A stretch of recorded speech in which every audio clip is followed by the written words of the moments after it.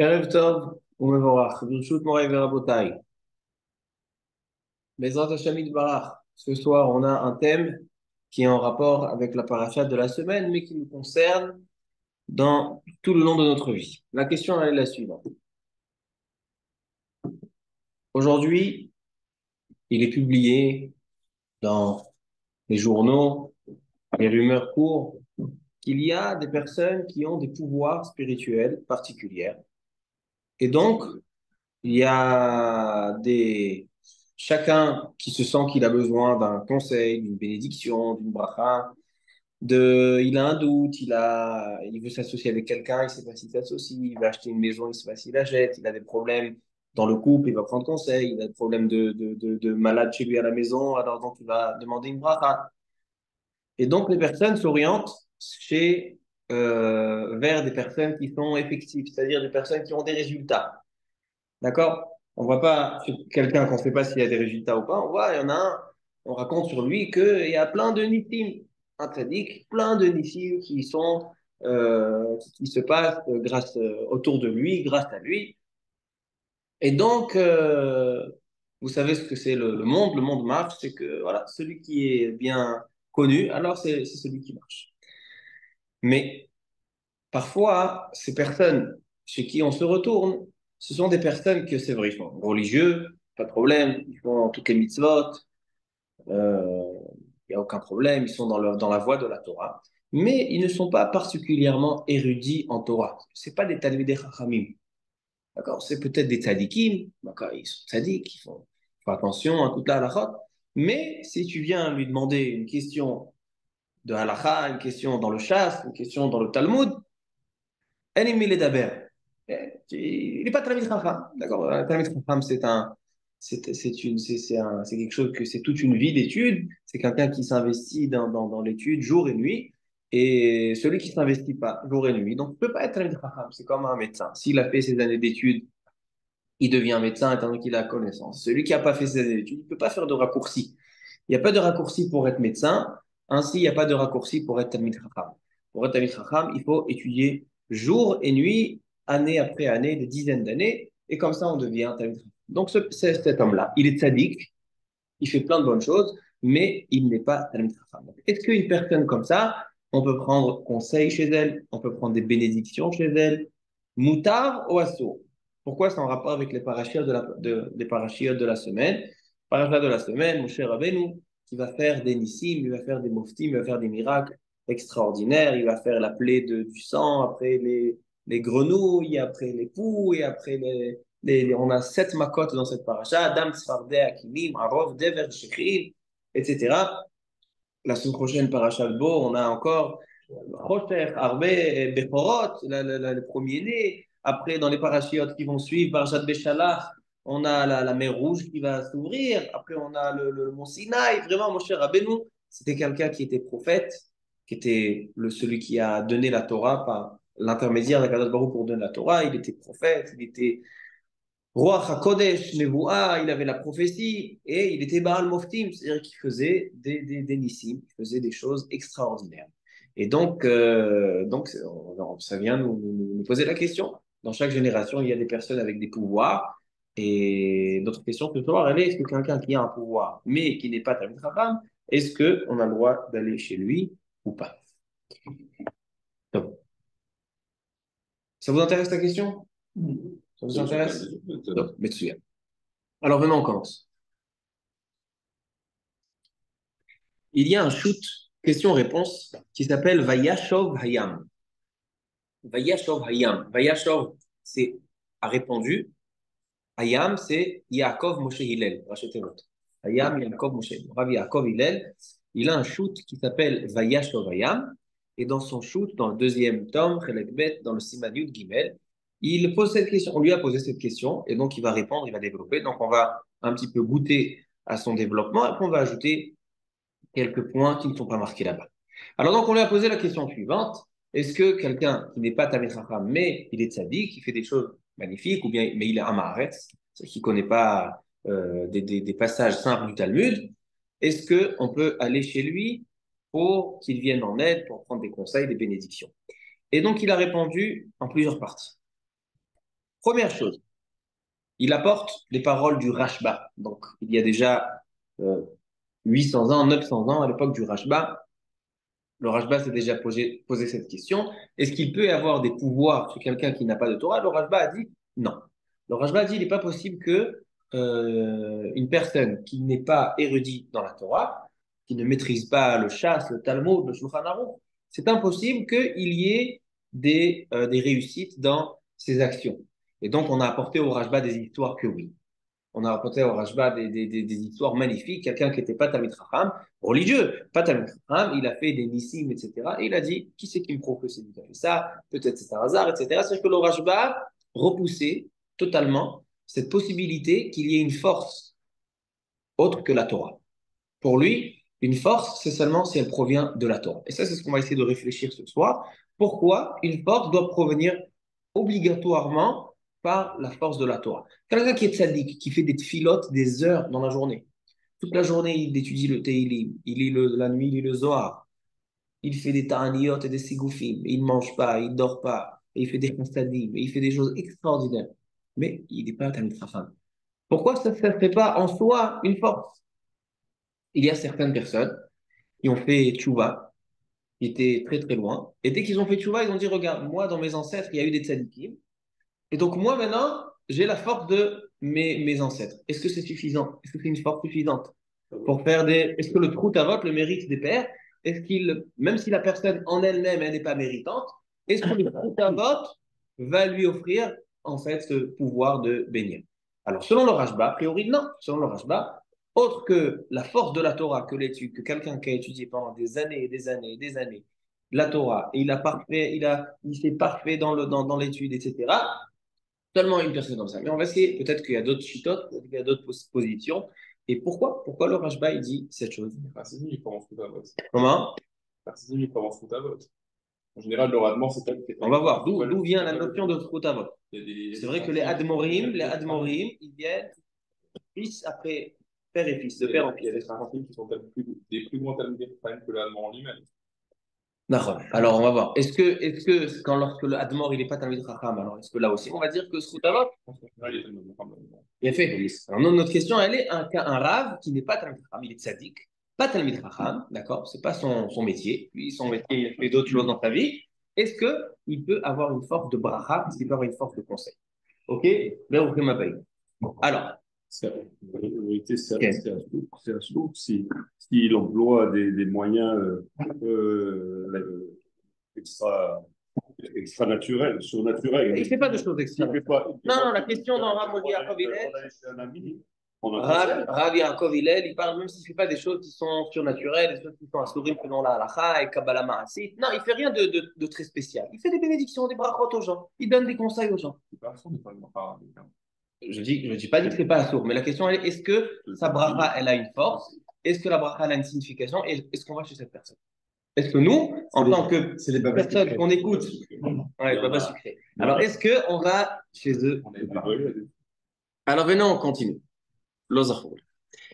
Alors, donc, premier point, nous dit le Rabbi Yaakov Hillel. Shalita.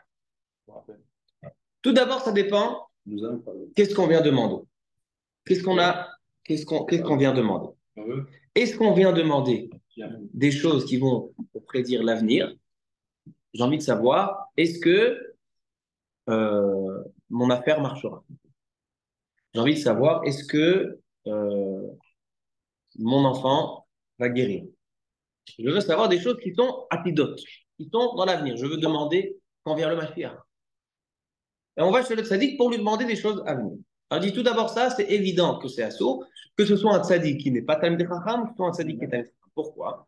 Parce que la Torah nous dit Tamim tiye im Hashem Elohecha. Tu dois être Tamim. Tamim veut dire entier, c'est-à-dire que tu n'as pas à demander ce qui va se passer. Comme ça explique le Ramban, le Pasuk Tamim tiye im Hashem Elohecha, que tu n'as pas à t'intéresser de ce qui se passe. Lorsqu'Akadosh Baruch Hu veut te transmettre un message de ce qui va se passer, alors il a pour ça les Urim et Tumim au Beth Amikdash. Il a pour ça des prophètes, des Nevi'im, comme il y a eu Yirmiya Navi, Yesharia Navi, Moshe Rabbeinu. Il y a pour ça Akadosh Baruch Hu, lorsqu'il veut te dire ce qui va se passer, il t'envoie des messages. Mais toi, tu n'as pas à aller t'intéresser lorsqu'Akadosh Baruch Hu ne t'a pas fait signe tu n'as pas à aller. Donc déjà, quand il s'agit de quelque chose qui est pour l'avenir, c'est assourd. Mais notre question, elle est principalement sur le présent ou sur le passé. Par exemple, j'ai envie de m'associer avec quelqu'un et j'ai envie d'aller chez le Rav. Je demande, est-ce que vous pensez que cette personne-là, je peux m'associer avec lui? Maintenant, ce Rav, il est tzaddik, mais il n'est pas Talmid Chacham. Est-ce que je peux prendre conseil chez lui pour prendre une bénédiction pour que maintenant, il y ait une guérison? Refoua chez les mains. Je veux que maintenant, les choses s'arrangent. J'ai des angoisses. J'ai envie d'aller chez le Rav et qu'il fasse une prière pour qu'il m'enlève les angoisses. Est-ce qu'il a une force lorsque il n'a pas de Torah, il n'a pas c'est pas un grand Talmid Chacham? Et si jamais on trouve quelqu'un qui a une force, est-ce que ça provient de quoi? Akdusha, ou peut-être ça existe des Kochot Tum'a. Il y a aussi, on sait que la sorcellerie, elle existe dans le monde. Et donc, le Rambam dit que la sorcellerie n'existe pas. Mais les Rishonim ne sont pas d'accord avec lui. On voit que la sorcellerie, elle marche.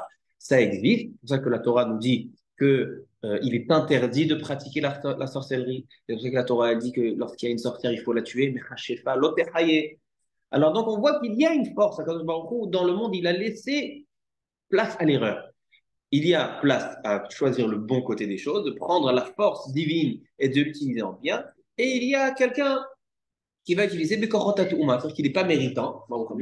Il n'est pas méritant et malgré tout, il va utiliser les Korot Atouma. Donc, ça, c'est la question, est-ce qu'il est permis? Donc, tu as dit tout à l'heure, qu'est-ce que je perds d'aller chez lui? Même s'il n'a pas de Torah, même si ce tzaddik, même si ce tzaddik, il n'a pas de Torah, il n'est pas un grand Talmid Chacham, mais qu'est-ce que je perds d'aller chez lui? On me dit qu'il fait des choses magnifiques. On me dit qu'il fait des nissim. On me dit que tu vas chez lui, il te fait une bracha. Le lendemain déjà, tout s'est arrangé. Alors oui, peut-être qu'il y a un inconvénient d'aller chez lui. D'abord parce que peut-être que ses pouvoirs proviennent de Kochot Atouma.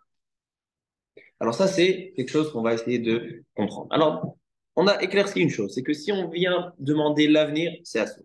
Dans tous les cas. Maintenant, quand on vient pour le présent ou pour le passé. Alors, comment on considère les pouvoirs de cette personne-là? Il est tzaddik, il fait la tfila, il fait les mitzvot, il fait le teilim, la nuit, il dort pas, il fait le zohar, il fait des ta'aniyot, mais il n'est pas talmid chacham. Il maîtrise pas la Torah. Il maîtrise pas la Torah. Il n'a pas une maîtrise complète dans le Talmud, dans le Shas, dans le Shulchan Aruch. Tu lui demandes une question dans Halachot Shabbat, je ne sais pas, demande au Rav. Alors, est-ce qu'on peut aller ou pas? Est-ce que je le considère comme un prophète? Est-ce qu'il peut y avoir un prophète qui n'est pas talmid chacham? Est-ce que ça a existé dans l'histoire du peuple juif, des prophètes qui ne sont pas talmid chacham? Alors, Rabbi Gilbert, il dit très bien, Bil'am. Bil'am Racha, c'était quelqu'un qui était Racha, quelqu'un qui voulait exterminer le peuple juif, et il était prophète. Mais ça, on peut repousser cette preuve. Pourquoi? Parce qu'il y a marqué là-bas, Vaïkar Elohim el Bil'am. Pourquoi chez Moshe Rabbeinu, il y a marqué Vaïkra, et chez Bil'am, c'est Vaïkar. Vaïkar, ça vient du langage aussi mikré. Ça veut dire que c'est la prophétie chez Bil'am, elle n'était pas de manière fixe. Tu ne peux pas aller chez Bil'am, lui poser une question, il te répond voici. Non, à quand il voulait lui donner des messages, il appelait de manière superficielle, pas de manière fixe. Les vrais prophètes de Israël, comme Moshe Rabbeinu, etc., ce sont des prophètes qui étaient de manière fixe. Alors, notre question, elle est ce soir. Première question, alors on va voir ce soir, est-ce que un prophète peut être prophète sans être grand en Torah? Alors, première objection que va faire le Rav Yaakov Hillel, c'est de deux personnages. Le premier, c'est Manoach. Et le deuxième, c'est Dvorah Haneviah. Qui était Manoach? Dans la Haftara de Parashat Naso, dans la Haftara du Parashat Naso qui nous parle des lois de Navir. Alors, donc, la Haftara, c'est un passage dans le livre Shoftim, dans le livre des juges, au chapitre 13. Là-bas, il y a marqué qu'il y avait un couple. Le mari s'appelait Manoach. Et il y a un ange qui s'est dévoilé à la femme de Manoach en lui disant, tu vas avoir un enfant, il sera nazir, mais pas Stam nazir. Il sera nazir de la naissance. C'est-à-dire que dès maintenant, voilà, je t'annonce que tu vas être enceinte, tu arrêtes de boire du vin. C'est que le nazir, il n'a pas le droit de boire du vin. Donc, elle, pendant la grossesse, le nazir, il est kadosh merechem. Il est déjà saint depuis sa fabrication. Donc, après, Manoach a demandé à sa femme qu'elle rappelle cet ange parce qu'il voulait lui demander plus de détails. Et en effet, l'ange s'est dévoilé à Manoach, et donc, il a discuté avec l'ange. C'est-à-dire qu'il y a eu une prophétie à Manoach. Maintenant, la Gemara nous dit, dans la Secret Barachot et Hérouvin, que Manoach, il était un Ma'aretz. Manoach, il était ignorant en Torah. C'était quelqu'un de bien. C'était quelqu'un de très bien. Quelqu'un de religieux, quelqu'un de... Mais il était un Ma'aretz. Il ne connaissait pas la Torah. Alors donc, demande le Rav Yaakov Hillel, a priori tu vois ici, que ça peut exister. Une prophétie chez quelqu'un qui n'est pas érudit en Torah. Deuxième Kushia, deuxième question, Dvorah Hanevia. Dvorah et son mari, Lapidote. Vous savez pourquoi il s'appelait Lapidote, son mari? Pourquoi le mari de Dvorah, il s'appelait Lapidote? Mais avant de continuer Lapidote, on va terminer l'histoire de Manoach. Mais Manoach, c'était donc, après, la femme, elle est tombée enceinte, et donc il était Kadosh Verechem, ce bébé, et de là est né Shimshon Agibor. Shimshon Agibor qui a sauvé les béné Israël de Pélishtim. Parce qu'à cette époque-là, il y a marqué dans le prophète Moftim, il y a marqué que les béné Israël n'étaient pas dans le droit commun, et donc Kadosh Baruch Hu a laissé les Pélishtim avoir de l'emprise sur le peuple juif. Et donc, Manoach, il a eu le scout d'avoir un fils, Shimshon le Nazir, Shimshon Agibor, que lui a tué et a sauvé les Juifs, les béné Israël, des Pélishtim. Donc, la deuxième histoire, c'est avec Lapidote. Dvorah Anevia, une prophétesse, qui a dit à son mari, emmène au Beth Amikdash des mèches à Shiloh, emmène au Mishkan des mèches pour la menorah. Qu'est-ce qu'il a fait son mari? Il n'a pas pris des petites mèches. Il a pris les plus grosses mèches. Pourquoi? Il dit, pour qu'il y ait une grande flamme. Étant donné qu'il a pris soin de l'honneur du Beth Amikdash d'avoir des grandes flammes, c'est pour ça qu'on l'a appelé lapidote. Lapide, c'est une torche. Alors de là vient, il dit le Midrash, de là vient son nom lapidote. Alors donc eux aussi, ils ont eu une prophétie. Donc a priori, on voit deux cas, qu'il y a des prophéties même pour des ignorants. Donc il dit tout d'abord pour Dévorah, elle n'était pas ignorante. Il dit Dévorah, elle était Ishak de chat et une grande, et au contraire, étant donné que la névoie n'est pas venue chez son mari Lapidote, tu vois que Dévorah, elle avait quelque chose de particulier. Son mari, il n'a pas eu la prophétie parce qu'il n'était pas Tamid Chacham. Mais Dévorah, elle était grande, même en Torah, c'est pour ça qu'elle a eu le mérite d'avoir la prophétie. Mais Manoach, c'est une question. Parce que Manoach, il était un Ma'aretz. La Gemara a dit qu'il ne connaissait même pas des versets dans la Torah, Mikra. Et donc, tu vois il a eu une prophétie. Alors, comment on répond à cela? Le Rashba, déjà, a posé cette question. Et il dit, le Rashba, malgré que Manoach a eu une prophétie, mais c'était aussi de manière occasionnelle. C'est comme Bil'am. Bil'am, il a eu aussi une prophétie, mais c'est de manière occasionnelle. C'est pas quelqu'un chez qui tu peux te retourner et t'adresser à lui et il va te donner des réponses. Quand on veut aller chez quelqu'un, chez un rave qui nous donne des conseils, nous, on n'a pas le temps d'attendre jusqu'à que la prophétie arrive chez lui. On attend tranquillement. Non, on veut du online, du tout de suite. Alors donc pour ça, il faut un prophète qui est de manière fixe. Alors donc il dit le Rashba, un prophète de manière fixe, il est obligé d'être Talmid Chacham, dont on l'apprend, dont on le sait. En réalité, c'est un Rambam Meforash et ça se base sur une Gemara dans les Darim à la page 32. Il dit le Rambam, dans le 7e chapitre de Halachot Yesodé à Torah, les bases de la Torah. Il dit le Rambam, Mi Yesodé Hadat, Leda, Shehael Menabe et Bene Adam. Une des bases de la Torah, une des bases de la Emouna, c'est qu'Akadosh Baruch Hu envoie des messages par intermédiaire des prophètes. Et celui qui ne croit pas en les prophètes, il est considéré kofar. C'est quelqu'un qui renie la présence d'Hachem. Parce que si Hachem a choisi des prophètes pour faire passer des messages, on est obligé de croire en la vérité que nous disent les prophètes. Alors donc ça c'est Sodé Adat. Chez qui la prophétie peut se réaliser, peut se dévoiler. Chez quelqu'un qui est grand en sagesse, la sagesse de la Torah. Gibor bemidotav, quelqu'un qui est un lion en ce qui est rapport avec les midot. Il a un contrôle de ses midot, un contrôle extraordinaire. C'est-à-dire qu'il maîtrise, il a une maîtrise de ses midot, que ce soit dans la ga'ava, que ce soit dans les désirs et les plaisirs. On voit qu'il maîtrise, on voit qu'il en va dans la midot. Quelqu'un qui lui fait honte, il sait se taire. Il n'y a rien qui le déstabilise. Il est gibor de midotav. ולא יהי יצרו מתגבר בדבר בעולם, אלא הוא מתגבר בדעתו על יצרו תמיד. בעל דעה רחבה נכונה עד מאוד. Quelqu'un qui a une sagesse, il a une perspective des choses, il voit au loin, il voit au large. Adam שהוא ממולא בכל המידות האלו, שלם בגופו. כשייכנס לפרדס וימשך באותם העניינות הגדולים ותהיה לו דעה נכונה והוא מתקדש. Et non seulement ça, c'est qu'il est mitkadesh, c'est-à-dire qu'il s'élève du monde, c'est-à-dire qu'il va un petit peu moins manger, un petit peu moins dormir. Il va poresh midarke klal ha'am. Si les gens ils ont des besoins matériels, ben lui il n'en a pas besoin. Il est mitkadesh, il devient kadosh. Ensuite, הולך ומזרז עצמו ומלמד נפשו שלא תהיה מחשבה כלל בדברים בטלים. Toute sa pensée, elle est dans la Torah et dans la Kedusha. Il ne laisse pas son esprit se préoccuper de choses qui sont inutiles. דברים בטלים. ולא מהבלי הזמן. דעתו תמיד פנויה למעלה קשורה תחת כיסא הכבוד. Et il pense toujours à Dieu et à Hachem. הוא מסתכל בחוכמתו של הקדוש ברוך הוא. Et donc, il utilise la sagesse de la Torah pour toutes ses actions et pour toutes ses réflexions et ses décisions. Miyad Ruach HaKodesh Shora Alav.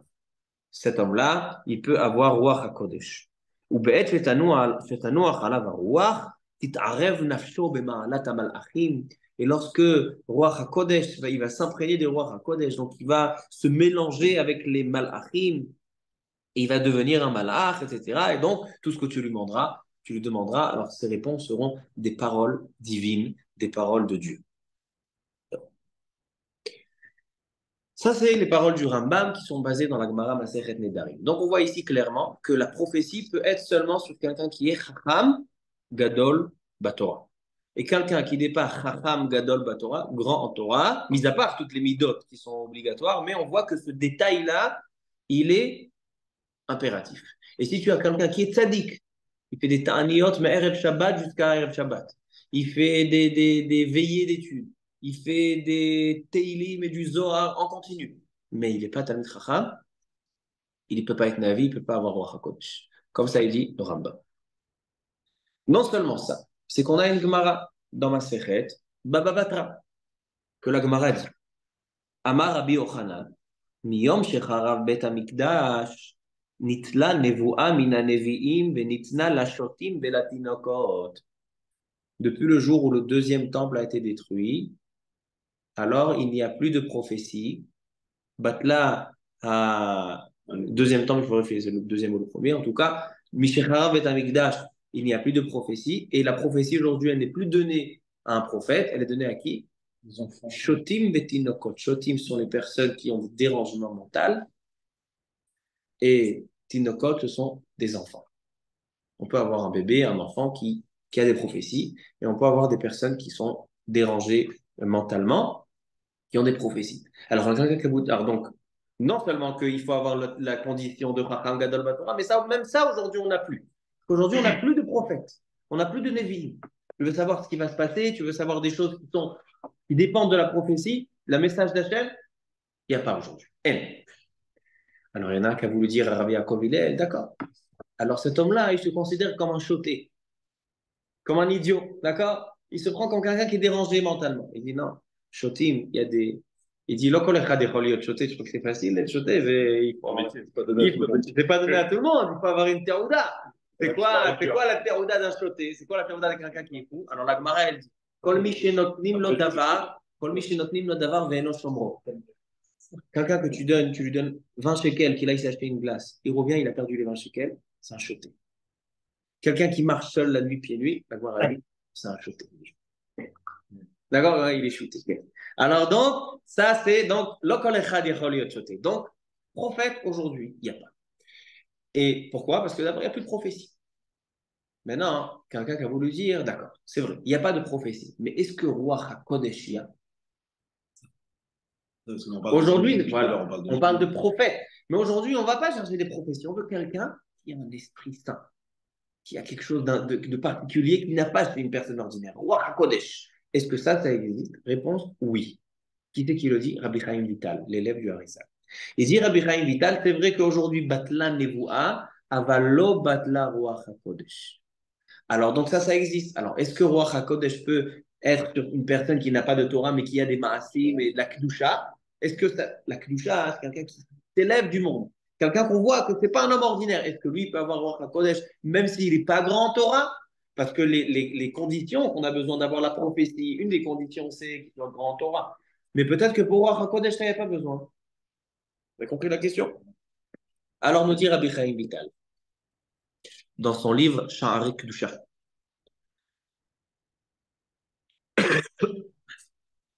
J'ai copié son langage pour que vous voyez ce qu'il dit mot à mot le Rabbi Chaim Vital, le grand élève du Harizal. Alors il dit, quelqu'un qui veut avoir Ruach HaKodesh, aujourd'hui il peut y avoir Ruach HaKodesh même s'il n'y a pas de névoie. Mais pour avoir Ruach HaKodesh, comment on peut avoir ça? Il dit, Reshit tzarich lashuv betshuva atzuma mikol asher kilkel. Tout d'abord, il faut faire une grande teshuva, très puissante, pour rectifier et réparer tout ce que l'homme a endommagé tout le long de sa vie. Un homme, quand il a fait un lashon hara, il a fait un kilkul. Un homme qui a regardé une chose qu'il ne veut pas regarder, il a fait un kilkul. Dans son esprit, dans son âme, dans les olamot. Et donc, il doit faire une teshuva atzuma pour rectifier cela. Ensuite, après, il doit faire attention que toutes les mitzvot positives, non seulement qu'il a réparé les mitzvot négatifs, mais dans toutes les mitzvot positives, ils sont chez lui en application de A à Z. Ensuite, bekavanat filotav betachlit. Cette filote doit être avec une très, très grande kavana. Donc pour l'instant, jusqu'à là, ça va. D'accord? Un tzaddik peut avoir un kodesh, même s'il n'est pas Talmid Chacham. Mais il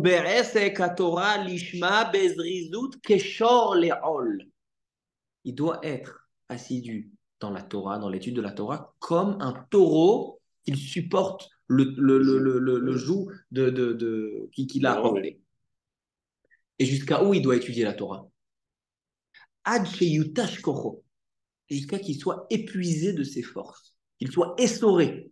Il étudie la Torah jusqu'à qu'il soit essoré. Vous voyez des fois des rabbanim, ils étudient jusqu'à qu'ils tombent sur le livre et qu'ils s'endorment sur le livre. Ils sont épuisés pour les lever, on a besoin de les lever à deux personnes. C'est ça le chemin pour avoir Ruach HaKodesh. Ou bemi'ut ta'anugim, achila veshtia, diminuer les plaisirs, la nourriture et la boisson. Ou bekimat chatzot laila, et il doit se lever à chatzot laila, jamais dormir à la moitié de la nuit. Parce que la moitié de la nuit, c'est un etratzon, un moment important. Ou be'achakat kol amidot amegunot, et d'avoir aucun mauvais caractère. Travailler ses midot. Ou be'prishut mikol adam, et il s'éloigne du monde. Et même s'il ne fait pas des affaires, etc., juste pour parler comment ça va être, Varim Beteli, il s'éloigne, il se met dans son coin. Et qu'il soit habitué tous les jours, tout le temps, à faire des tvilot dans le mikvé. Et qu'il soit aussi, qu'il s'isole.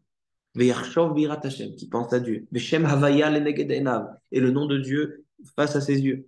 וייזהר להיות מחשבתו פנויה, וידבק באהבתו, ועל ידי זה אפשר שיזכה לרוח הקודש. Et s'il fait tout ça, il est possible, dit Rabbi Chaim Vital, אפשר, c'est même pas quelque chose qui est sûr, אפשר שיהיה עליו רוח הקודש. Vous voyez les conditions pour avoir רוח הקודש? Alors donc, Rabotai, il dit le Rav Yaakov Hillel, c'est pas moi qui le dis, c'est lui qui le dit, que lui il a grandi chez les Mekoubalim, il dit ça, כמעט ואי אפשר שיהיה היום, שיהיה אדם עם רוח הקודש. Alors donc, Rabotai, on a dit Nevoa, ni la prophétie, ni Ruach HaKodesh, qu'est-ce qui reste? Alors il dit peut-être il reste des intuitions. Est-ce que ça existe, des intuitions? Il y a des personnes qui ont toujours des bonnes intuitions. Il y a l'intuition féminine, et il y a des personnes qui ont l'intuition. Ouais, ils font des tests. Wow. Heureusement qu'il n'y a que moi qui filme ici. En tout cas, est-ce que ça existe l'intuition? Il dit, le Rav Yaakov Hillel, ça existe l'intuition. Il y a un livre Kadmon, un livre très ancien qui s'appelle Sefer HaBerit. Et là-bas, il dit qu'il y a une force, un Koach qui s'appelle Koach HaMesha'er. Koach HaMesha'er, c'est la force de déduire et d'évaluer et d'avoir des intuitions. Ça existe. C'est une force naturelle que Kadosh Baruch Hu a mis sur ce monde. Et il y a des personnes qui ont des intuitions. Alors, c'est possible. Mais le seul problème, c'est comme j'ai dit tout à l'heure, c'est qu'une intuition chez un homme classique, pas chez un Kadosh Elion où il a Ruach HaKodesh. C'est chez quelqu'un qui est normal, qui est classique, alors l'intuition, elle ne peut pas se commander. On ne va pas dire, voilà, maintenant j'ai envie de réfléchir, j'ai une intuition. Non, c'est pas quelque chose qui se commande, c'est quelque chose qui vient parfois. Et c'est vrai que ça existe des fois. Parfois, on sent des choses, on sent que ça va arriver et ça arrive. On voit aussi souvent chez des jumeaux. Il y a des jumeaux, des vrais jumeaux. quand un, il se sent pas bien, même s'il a des kilomètres, l'autre, il ressent quelque chose. C'est pas des choses qui sont de la folie. C'est quelque chose qui sont prouvées scientifiquement. Pourquoi? Parce qu'il y a ce corps Hameshaer. Et c'est quelque chose qui existe. Mais c'est pas quelque chose qui se commande. Donc, tu peux pas aller chez quelqu'un et dire, voilà, moi, je vais compter sur ton intuition. Pourquoi? Parce que qui t'a dit que maintenant, il va avoir l'intuition? Il y a aujourd'hui, tous ces gens-là, ils ont des bureaux, et tu vas chez lui, et tu as une queue, etc., et tu rentres, et il a comme une pharmacie. Toi, qu'est-ce que tu as besoin? Je te donne ça. Toi, mon intuition, elle est comme ça. Toi, mon intuition, elle est comme ça. L'heure, pas le de case d'avant. On continue. Il ramène maintenant quatre petites histoires qui se sont passées avec le Gaon de Vilna. Vous savez que le Gaon de Vilna, c'était, mis à part la grandeur dans la Torah orale, la Torah du Pshat, il a écrit un commentaire sur tout le Shulchan Aruch, sur tout le Tanakh, des grands Betorat à Néglé, mais il était aussi très très grand Betorat à Kabbalah. Un des livres les plus connus, c'est dans le Zohar, c'est Sifra Detzniauta. C'est un livre, un mot. Et le Gaon de Vina, il a un pirouche sur Sifra Detzniauta. Aujourd'hui, il y a presque personne qui étudie le Sifra Detzniauta sans le commentaire et l'explication du Gaon de Vina. Il a un pirouche sur Sifra Detzniauta. Alors écoutez une histoire. Dans la ville de Kovna, il y avait un homme qui arrivait à donner des données à venir. Il savait ce qui va se passer demain. Et il racontait aux gens. Demain, il va se passer comme ça. Et tout ce qu'il disait, c'était vrai. Vous savez, des fois, dans les Hadashot, on entend un tel, il a dit qu'à Hanouka, il va se passer ça. Et l'autre, il a dit qu'à Pessah, il va se passer ça. Alors, d'abord, 99%, il ne se passe rien. Soyons honnêtes. Mais même si quelqu'un, tout ce qu'il dit, c'est nahon. Tout ce qu'il dit, c'est vrai. Alors donc, lui, celui-là, il disait à 100%. Il n'y avait pas une fois où il avait une fâche là. Tout le temps, ça marchait. Alors le Gaon de Vilna, il a fait un kherem sur lui. Il a fait un kherem, c'est-à-dire qu'il a mis en quarantaine. Pourquoi? Le Gaon de Vilna, il a dit, cet homme-là, il a pas assez de force de Torah, forcément, qu'il vient avec, par la force d'un shed, d'un démon. C'est comme ça qu'il donne.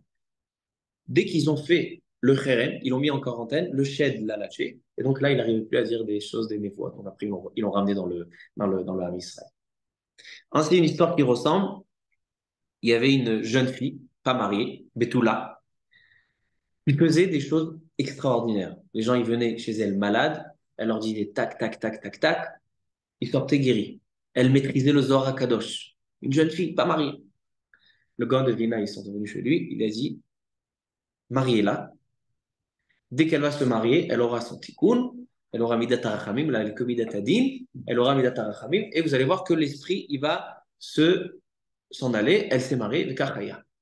Et après, elle s'est arrêtée. Après, il s'est arrêté. Écoutez une histoire magnifique avec le Gaon. Ça, c'est une histoire qui est racontée par l'élève du Gaon de Vilna qui s'appelait Mifla, Rabbi Chaim Mivologine. Rabbi Chaim Mivologine, c'était le Talmid Mouvahak, Talmid très très proche du Gaon de Vilna. Alors, dans la Akdama qu'il a écrit sur le Pirouche du Gaon de Vilna sur le Sifra des Siouta, il raconte une histoire. Il dit la chose suivante. Il y avait un homme qui rêvait des rêves choquants et impressionnants. Et ça, c'est quelque chose ça existe aujourd'hui.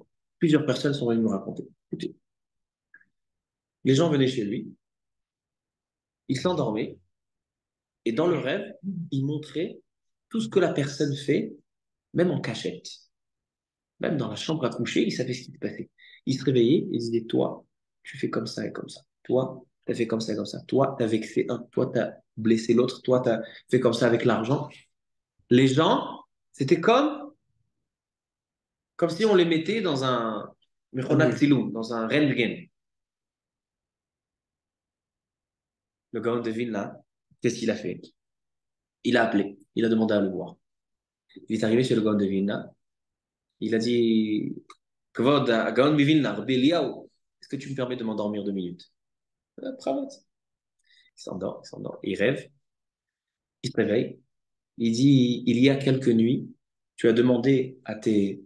Donc il s'adresse au Gaon de Vilna. Il y a quelques nuits, tu as demandé à tes élèves de sortir de la chambre. Et tu as étudié la parashat à Azinou. Et tu as dévoilé là-bas, tu as étudié, tu as dévoilé des secrets extraordinaires. À ta droite, il y avait Rabbi Shimon Bar Yochai. À ta gauche, il y avait le Harizal. Et ils buvaient tes paroles que tu enseignais, donc toi, le Gaon de Vilna. Le Gaon de Vilna a rougi à ce moment-là. Et il a dit à ses élèves, c'est vrai, c'est que cette nuit-là, il y avait des sodot atumim, qu'il fallait que des personnes sortent de la chambre pour que je puisse être mégalé au table. Et malgré tout, il a dit à cette personne-là, il a dit, les garés choto. Éloignez-le. Pourquoi? Parce que ce qu'il fait, c'est de kochotatou. Donc, à Botaï, on a plusieurs possibilités d'avoir des forces. Ou bien la Nevi'ut, on n'a pas. Roi HaKodesh, il y a des conditions énormes. Aujourd'hui, c'est presque impossible d'avoir quelqu'un qui est au niveau d'avoir un Roi HaKodesh. Les intuitions, ça ne se commande pas. Et il y a aussi une possibilité que ce soit Kochotatou. Donc, si vous voyez quelqu'un qui a des forces et qui dit des choses extraordinaires et qu'autour de lui, il se passe des miracles extraordinaires, c'est vrai, il y a eu des miracles. Mais s'il n'a pas de force de Torah, s'il n'est pas Chacham Gadol Torah, qui n'est pas assidu dans la Torah, qui n'est pas jusqu'à chez Yutash Koran, jusqu'à qu'il soit essoré de Torah tellement il étudie, tellement ils sont imprégnés de Torah, cette personne-là, c'est du Kochot Atuma. Comme ça, il dit le Gaon de Vilna. Maran Ahida, Rabbi Chaim Yosef David Azoulay, raconte qu'une fois, il y avait un homme qui utilisait un malach hamagid. Vous avez entendu parler, c'est quoi un malach hamagid? Les grands tzadikim à Tzfat, comme le Maran Abet Yosef. Vous savez que le Maran Abet Yosef, Rabbi Yosef Karo, il y avait un ange qui venait et qui lui disait des choses. Le malach hamagid. Je vous ai raconté plusieurs fois l'histoire que la veille de Shavuot, la veille de Shavuot, Rabbi Yosef Karo étudiait avec les grands tzadikim, Rabbi Shlomo El-Kabetz, et tous les Mekoubalim de Tzfat, Shlomo El-Kabetz, l'auteur du Lechadodi, et donc des Kedoshim. Cette histoire, elle est racontée par le Shla Kadosh. Et donc le Malach Hamagid s'est dévoilé de la gorge du Beth Yosef en disant, vous faites du plaisir à la Shrina en étudiant cette nuit-là, vous faites un grand tikkun. Maintenant, le Beth Yosef, il a tout un livre que vous pouvez aujourd'hui acheter dans la librairie qui s'appelle Magid Mesharim. C'est quoi Magid Mesharim? C'est un ange qui se dévoilait au Beth Yosef, Rabbi Yosef Karo, donc l'auteur du Shulchan Aruch. Il se dévoilait sur chaque paracha, et chaque paracha, il lui disait des chidushim qui venaient de l'au-delà. Et ce livre s'appelle Magid Mesharim. On peut l'étudier, c'est un livre très très joli. Alors donc, il y a eu des tzadikim, certains tzadikim, que le Malach Hamagid se dévoilait chez eux. Il y a aussi un livre qui s'appelle Malach Hameshiv. C'est un ange qui venait se dévoiler chez le Rav Yosef Taitzak. Yosef Taitzak, c'était le Rav du Beth Yosef. Donc, c'était tous les Kiddushim à cette époque-là. Vous savez que le Beth Yosef, il était Mechoutan avec le Harizal, en famille. Donc, c'était une période de Mekoubalim et de Kiddushim. Et donc, il y avait des anges. Il y avait un malach Hamagid. Non, je ne sais pas si c'est le même, mais c'était un malach qui était Magid, qui racontait, qui disait des choses, qui dévoilait des choses. Alors donc, une fois, le Fuda raconte qu'une fois, il y avait un homme qui prétendait qu'il avait des dévoilements du malach Hamagid. Et il y avait un grand tzaddik qui s'appelait Rabbi Yosef Kovu. Il a demandé qu'on aille examiner, écoutez bien, qu'on aille examiner, regarder comment cet homme-là, comment il mange, quel est son comportement au repas, à table. Ils ont dit, pas besoin d'aller voir, on sait. Cet homme-là, il mange comme une béhéma. C'est-à-dire qu'il mange énormément. Pas Lokesh Arbne Adam. Il a dit, si c'est ça, c'est quoi Khatouma? Ce qu'il a fait, il a mangé, il a un appétit plus grand que les autres. Il est kadosh, kodesh kodashim, tamid chacham. Ça, il peut être tamid chacham, il peut être sadique, il peut faire des tfilotes. Mais s'il a une mida mechoeret, une mida béhémite, il ne peut pas avoir le kodesh, il ne peut pas avoir le gilou de malach hamagid, il n'est pas au niveau ni du Bet Yosef, ni de Rabbi Yosef Taitzak, donc il dit c'est koch hatuma. Alors donc, conclusion du Rav Yaakov Hillel, c'est qu'on peut aller seulement chez des personnes qui sont érudits dans la Torah pour prendre des brachot, pour prendre des conseils. Comme on les connaît, comme on allait chez le Rav Chaim Kanievski, qui était quelqu'un qui était kulo Torah. On allait chez le Rav Wadi Yosef, qui était kulo Torah. Rav Mordechai Eliyahu, qui était kulo Torah, des personnes, Rav Eliashiv, qui était kulo Torah, des personnes qui étaient, que la Torah chez eux, c'était l'oxygène. Dès qu'ils devaient s'arrêter d'étudier, c'est comme s'il y a un poisson qu'on leur sortit de l'aquarium. Ça, c'est des conditions, plus les midotes, plus comme on a dit, mais on voit que la condition de la Torah, c'est une condition qui est indispensable et qu'on ne peut avoir aucun koach qui vient de la Kedusha autre que par la Torah. Maintenant, ça, c'est les paroles du Rav Yaakov Hillel dans son livre Vayav Shomayam, Chelek Bet Siman Yud Gimel. Maintenant, j'aimerais apporter quelques chidushim, quelque chose en plus. Avec ça, on va terminer. Dans la Gemara Baba Batra, à la page Kouf Tet Zain, 116. Kouf Tet Zain. La Gemara dit comme ça. Darash Rabbi Pinhas Bar Chama. Kol sheyesh lo chole betoch beto. Quelqu'un qui a un malade à la maison. Ça peut être un malade, ça peut être tout besoin qu'un homme a besoin. Yelech etzel chacham veyevakesh alav rachamim. Sheneemar chamat melech malach mavet veish chacham yichaperena. Qu'il aille chez un chacham. Vient le Hadmor de Gour au Chidouché Harim, premier Hadmor de Gour, qui était Kodesh Kodashim. Il dit pourquoi la Gemara elle dit Yelech etzel chacham. Il peut marquer Yelech etzel tzadik, Yelech etzel kadosh, Yelech etzel mekubal, Yelech etzel chacham. Il dit forcément, c'est qu'on peut aller lorsqu'on a un besoin, lorsqu'on a besoin de prendre conseil, prendre bénédiction, on peut aller seulement chez une personne que son caractère principal, c'est la chokma, la sagesse de la Torah. Pourquoi? Plusieurs explications ont été données dans les Rishonim pourquoi on doit aller chez le Chacham. Venons, on voit ce qu'il dit le Rashbam, qui était le petit-fils de Rashi. Vous savez que dans le Gemara Baba Batra, Rashi est niftar à ce moment-là. D'accord? Si je me rappelle bien, c'était la page 28. La page 28, Rashi est niftar quand il était en train non, pas la page 28, après Kanere. Et donc, celui qui a continué l'explication de Rashi sur un Sefer Baba Batra, c'est son petit-fils Rashbam. Alors il dit Rashbam, il dit Chamat Melech, Aïnou, Sa'ar Shebalo, quelqu'un qui a un Sa'ar, quelque chose à demander. Yelech etzel Chacham, Vehu Yechaperena, ou Yekanchena. C'est-à-dire que c'est lui qui va nettoyer, qui va résoudre le problème. Comment il va résoudre le problème? Le Meiri, un des grands Rishonim, lui, il dit, tu sais pourquoi il faut aller chez le Chacham? Il dit pour que le Chacham lui apprenne comment prier. Et à ce moment-là, il va savoir prier. Et donc, c'est la prière de qui a marché? Sa propre prière. Le Meiri, il dit, tu vas chez le Chacham, mais pourquoi? Pour qu'il te montre comment prier. Mais qui c'est qui va prier? La tefila de qui est entendue? La tienne. Comme ça, dit le Meiri. D'autres Rishonim ne vont pas comme le Meiri explique, comme Rabbeinu Gershom et d'autres. Ils disent que non. Que la tefila du Chacham, elle est valable. Pourquoi? Pour plusieurs raisons. Le Nimukei Yosef, Rabbi Yosef Raviva, il dit, c'est quoi le Chacham ici? Chacham Tofes Yeshiva. C'est-à-dire un Chacham qui n'est pas seulement sage, mais qui aussi qui augmente la sagesse dans la Torah, dans le monde. Il a une yeshiva, il a un kollel, il enseigne aux autres. Pourquoi? Parce qu'en fait, le koach, la force ne vient pas de la personne. La force vient de la force de la Torah. Pour illustrer cette explication du Nimukei Yosef, on a dans les lois de Kvod Rav, quelqu'un qui atteint au respect du Rav. Il y a marqué une opinion qui dit que Chacham shemachal al kvodo, en kvodo machou. Si je blesse quelqu'un, je lui ai fait honte, et je viens lui demander pardon. Je parlais de la shonara sur lui, je viens lui demander pardon. S'il me pardonne, je suis pardonné? Oui. Machal al kvodo, kvodo machou. Mais quand il s'agit d'un chacham, d'un tzadamit chacham, en kvodo machou. Pourquoi? Parce que je n'ai pas atteint seulement à son honneur. J'ai atteint aussi à l'honneur de la Torah qu'il réceptionne. C'est-à-dire que la Torah qui se trouve chez le chacham, elle est aussi en soi, elle est considérée une chose en soi. Et donc, quand j'ai atteint à l'honneur, j'ai aussi atteint la Torah. Donc, c'est vrai que l'homme, ce chacham en tant qu'homme, il m'a pardonné, c'est vrai. Mais la Torah qu'il contient, elle ne m'a pas pardonné. Donc, elle, kvodo machou.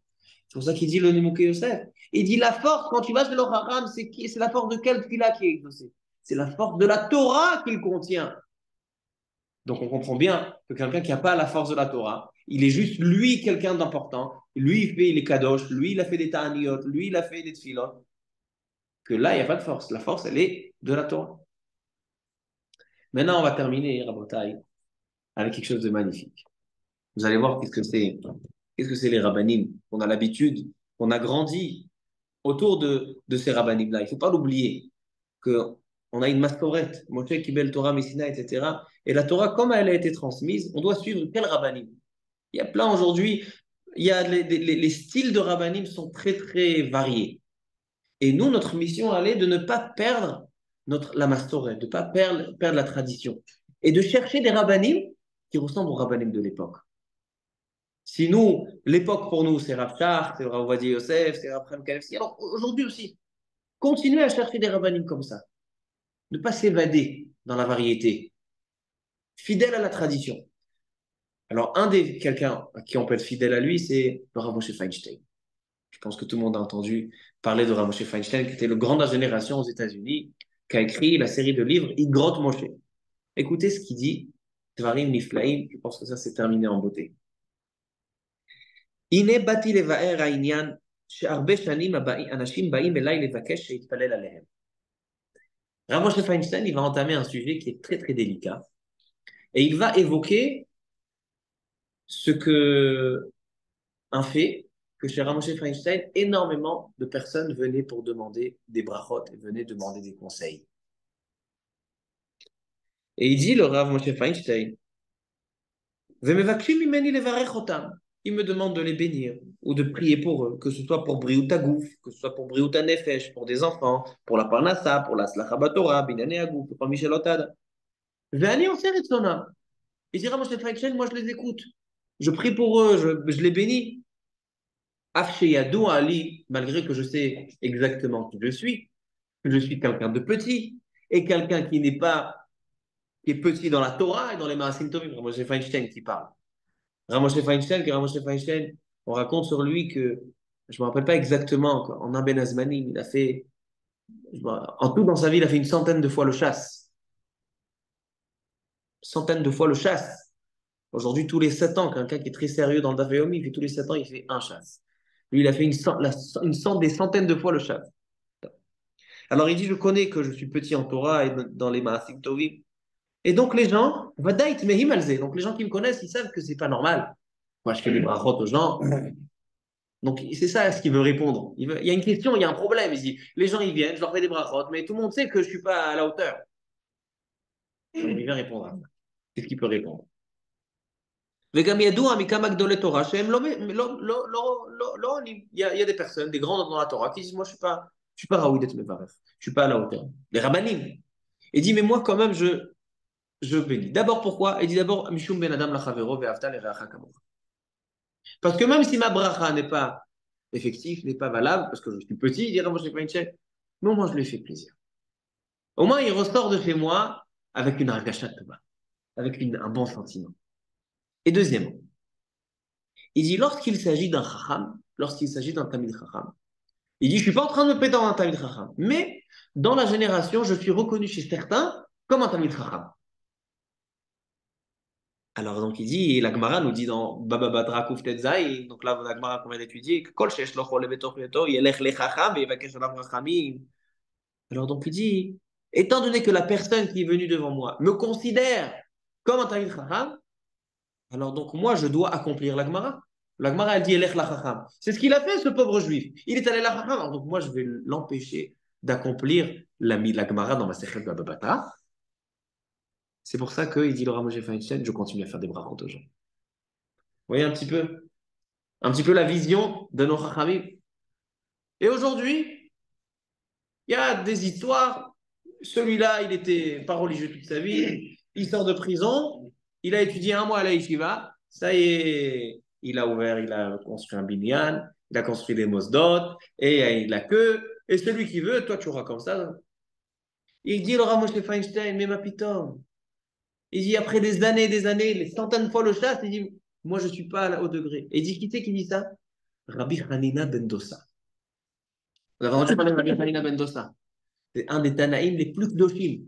L'histoire, le Nes, avec l'huile, avec le vinaigre qui a flambé. Rabbi Hanina ben Dossa, il y a une bat kol qui est sortie, elle a dit que Kol Olam, tout le monde est nourri grâce à Rabbi Hanina ben Dossa, et lui-même se suffit, se contente de Kav Haruvim, des Haruvim, de Erev Shabbat. C'était un des Tanaïm les plus kdoshim, Rabbi Hanina ben Dossa, qui était par sa kedusha et sa force de la tfila. Et la Mishnah raconte dans ma Sechet Brachot que lorsque Rabbi Hanina ben Dossa priait pour les gens, il savait est-ce que la personne va guérir ou elle va mourir. Il dit si ma tfila elle coule, si ma tfila elle marche bien, j'arrive bien à la réciter, c'est qu'il va avoir une foi. Si je m'embrouille dans la tfila, et la Gemara raconte, dans ma Sechet Brachot, dans la page 34, la Meddalet, la Gemara raconte qu'il y avait 2 grands Tanaïm de Chine. il y avait Rabban Gamliel et Rabban Yochanan ben Zakkai. Rabban Gamliel, son fils est tombé malade. Rabban Yochanan ben Zakkai, son fils est tombé malade. Ils ont envoyé les deux des shlichim, des envoyés, chez Rabbi Hanina ben Dossa, quand il était une toucha particulière, et une force de là. Rabbi Hanina ben Dossa, il a commencé à faire la tfila sur les deux. Il a dit, la tfila sur le fils de Rabban Gamliel, je me suis embrouillé, il va mourir. Et la tfila sur le fils de Rabban Yochanan ben Zakkai, elle a bien fonctionné, donc il va bien. Et la Gemara, elle demande, comment tu sais? Vechi Naviata, est-ce que tu es prophète? Il dit, moi, je ne suis pas Navi, je ne suis pas fils de Navi. Lo Naviani, velo ben Naviani. Mais je sais que quand ta fila, elle coule, ça marche. En général, c'est comme ça.